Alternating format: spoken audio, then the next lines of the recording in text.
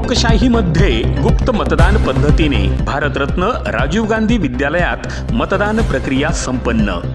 अकोले तालुक्यात शैक्षणिकदृष्ट्या नावाजलेल्या धामणगाव आवारी येथील अकोले तालुका एज्युकेशन सोसायटीच्या भारतरत्न राजीव गांधी विद्यालयात सालाबादप्रमाणे विद्यार्थी मंडळाची निवडणूक लोकसभा विधानसभेसारखी मतपत्रिका बोटाला शाई लावून गुप्त मतदान पद्धतीने संपन्न झाली। या निवडणुकीत विविध विभागांसाठी एकूण 20 अर्ज आले होते। अर्जाची छाननी होऊन सर्व उमेदवारांनी प्रचार देखील केला आणि शेवटी मतदानाच्या दिवशी मोठ्या उत्साहात मतदार विद्यार्थ्यांनी सहभाग घेत मतदान देखील केले। त्याच दिवशी दुपारी मतमोजणी सर्वांसमक्ष करण्यात आली आणि विविध पदांकरिता उमेदवार विजयी देखील झाले। मतदानासाठी लोकसभा विधानसभेप्रमाणे बूथ मांडण्यात आले होते, तर मतदान केंद्राध्यक्ष, मतदान अधिकारी, मतदान कक्ष, मतपेटी असे बूथ साकारण्यात आले होते। कुठल्याही राजकीय लवलेश नसलेली विद्यार्थी मंडळाची निवडणूक उत्साहात संपन्न झाली। आज सर्वच विजयी उमेदवारांचा सत्कार सोहळा देखील मोठ्या दिमाखात संपन्न झाला। या प्रसंगी धामणगाव आवारी ग्रामपंचायतचे उपसरपंच गणेश पापळ, तंटामुक्ती अध्यक्ष राधाकिसन पोखरकर हे प्रमुख पाहुणे म्हणून उपस्थित होते। विद्यार्थी मंडळाच्या निवडणूक कार्यक्रम मुख्याध्यापिका सौ मंगल करपे यांच्या मार्गदर्शनाखाली श्री सुधाकर घोलप, श्री साळुंके जालिंदर, श्रीमती पुष्पलता गायकवाड, श्रीमती कविता हासे, श्रीमती अंत्रे, श्रीमती जाधव, श्रीमती मीना पोखरकर, श्री बाळासाहेब बोराडे, श्री आप्पासाहेब पापळ यांनी उत्कृष्ट नियोजन केले होते। ब्रह्मांड न्यूज नेटवर्क, अकोले, अहमदनगर।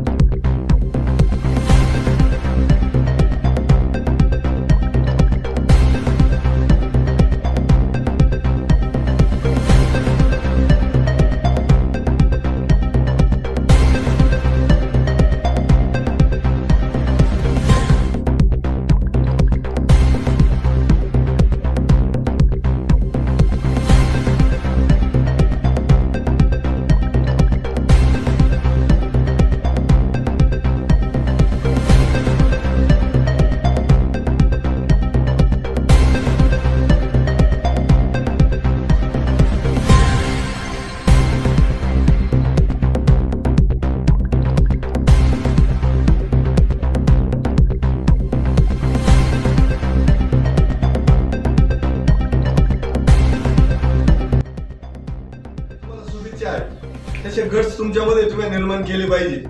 शिक्षणाबरोबर सामाजिक कार्याची आवड पण आपल्याला पाहिजे। असंच काम खरं तर तुम्ही इथून पुढे केलं पाहिजे। मुळात हे काम, हे प्रतिनिधी झाल्यापासून एकटी माणूस मोठा होत नसतो, त्याला हळूहळू कुटुंबापासून, शाळेपासून आणि गावापासून त्याची सवय हळूहळू लागत असते।